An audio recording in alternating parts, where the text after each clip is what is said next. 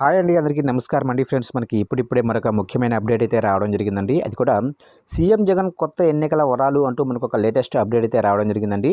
అయితే ఇందుకు సంబంధించిన పూర్తి వివరాలు అయితే తెలుసుకుందామండి. వీడియో ఎక్కడ స్కిప్ చేయకుండా చూడండి ఫ్రెండ్స్. ఇక ముఖ్యంగా వీడియో నచ్చినట్లయితే లైక్ చేయండి ఫ్రెండ్స్. ఇక లేట్ చేయకుండా వివరాలకు తెలుపుదాము. ఇక్కడైతే చూడండి ఫ్రెండ్స్. సీఎం జగన్ ఎన్నికల వరాల ప్రకటనకు సిద్ధమయ్యారు. ఇప్పటికే సిద్ధం సభల ద్వారా ఎన్నికల శంఖారావం పూరించారు. మరో 2 జాబితాలతో అభ్యర్థుల ఎంపిక ప్రక్రియ కూడా పూర్తి చేయనున్నారు. అటు ప్రతిపక్షాలు పొత్తులతో వస్తున్న వేళ తన సంక్షేమం, సామాజిక న్యాయం తనకు అధికారం నిలబడతాయనే నమ్మకంతో ఉన్నారు. అధికారంలోకి వస్తే అమలు చేసే హామీల ప్రకటనపైన జగన్ తుది కసరత్తు చేస్తున్నారు. ఈ నెల 18న సిద్ధం సభలో ప్రకటించాలని నిర్ణయించారు. ఇకపోతే ముఖ్యమంత్రి జగన్ ఈసారి ఎన్నికలకు ప్రతిష్టాత్మకంగా తీసుకుంటున్నారు. ప్రతిపక్షాలు పొత్తులతో వస్తున్న వేళ ఎలాగైనా విజయం సాధించాలనే పట్టుదలతో ఉన్నారు. 2019 ఎన్నికల్లో ఇచ్చిన హామీలను 99% అమలు చేశామని వైసీపీ నేతలు చెబుతున్నారు. నాడు ఇచ్చిన హామీలు దాదాపు అన్నింటా మహిళలే లబ్ధిదారులే ఉన్నారు. ఇకపోతే నాడు పెన్షన్ 2000 నుంచి దశల వారీగా 3000 వరకు పెంచుతారని జగన్ హామీ ఇచ్చారు. అదేవిధంగా కిందటి నెల జనవరి నుంచి 3000 చొప్పున వైఎస్ఆర్ పెన్షన్ కానుక అమలు చేస్తున్నారు. అదేవిధంగా మహిళలకు, రైతులకు చెప్పిన విధంగా పథకాలు, రైతు భరోసా అమలు చేస్తున్నారు. ఇక అధికారంలోకి వచ్చిన తర్వాత పీఆర్సీ ప్రకటించిన బకాయిలు కొంతమేర చెల్లించాల్సి ఉంది. వీటి చెల్లింపులపైన తాజాగా ప్రభుత్వం హామీ కూడా ఇచ్చింది.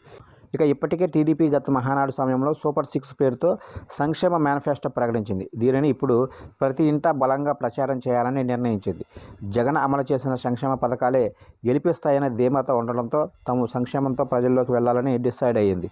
ఇక అమలు చేసే హామీలే ఇస్తాము, హామీ ఇస్తే అమలు చేస్తామనే విధంగా జగన్ వచ్చే ఎన్నికల మేనిఫెస్టో ప్రకటనకు సిద్ధమయ్యారు. ఈ నెల 18న అనంతపురం జిల్లాలో జరిగే సిద్ధం సభలో తన ఎన్నికల మేనిఫెస్టోను ప్రకటించనున్నారు. అందులో రైతు రుణమాఫీ ప్రకటన చేస్తారని పెద్ద ఎత్తున పార్టీల ప్రచారం సాగుతుంది. ప్రతిపక్షాలకు అవకాశం లేకుండా హామీల ప్రకటనలు ఉంటాయని చెబుతున్నారు.